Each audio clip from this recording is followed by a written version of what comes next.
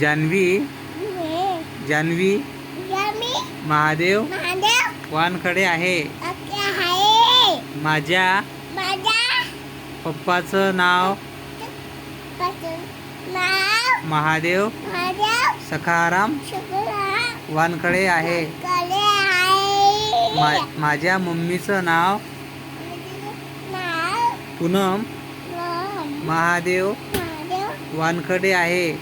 कडे आहे. माझ्या आजोबाचं नाव नाव सखाराम शुक्रा वानखडे आहे. कडे आहे. माझ्या आजीचं नाव आजीचे नाव लताबाई सखाराम शुक्रा वानखडे आहे. कडे आहे.